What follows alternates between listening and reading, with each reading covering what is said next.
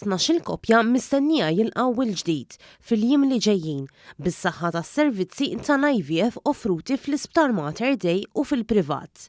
Dan ikkonfermatu ma' One News id-Direttur tal-Awtorità dwar il-Protezzjoni tal-Embrijuni, Simone Attard.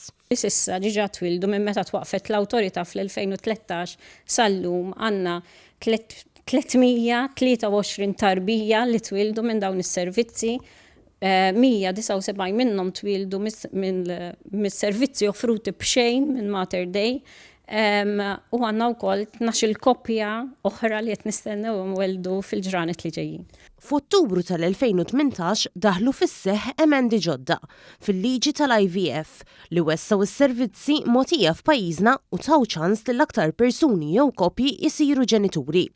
Dr. Attard spjegat li fost oħrajn koppja jew persuna li għaddejja b'dan il-proċess tista' tagħżel li tiffertilizza sa 5 bajdiet, xi ħaġa li ilha disponibbli biss midħul fis-seħħ tal-emendi l-ġodda fil-liġi.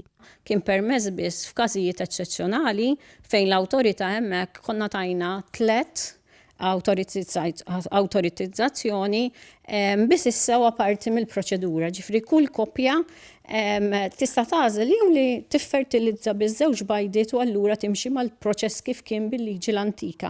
Inkella tista' tmur għal massimu ta' 5 bajdiet li jiġu fertilizzati. F'Malta bħalissa huwa permess tip partikolari ta' donazzjoni. Iżda l-awtorità tinsab fil-proċess biex tkun tista' tawtorizza donazzjonijiet minn persuni barranin. Hemm dik li nsejħula direct donation fejn il-persuna li se tkun qed tagħmel użu mill-proċess kollha donatur li tkun taf minnu, donatur Malti li tkun taf minnu.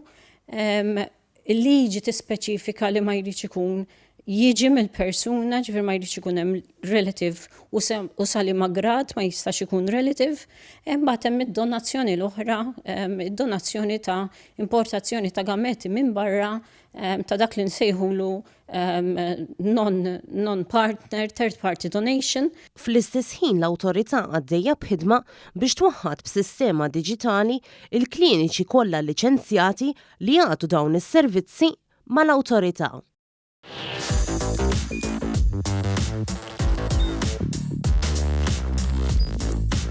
Idħol fuq one.com.mt u hemmhekk tista' tara l-programmi kollha li jxandru fuq One permezz ta' One Play.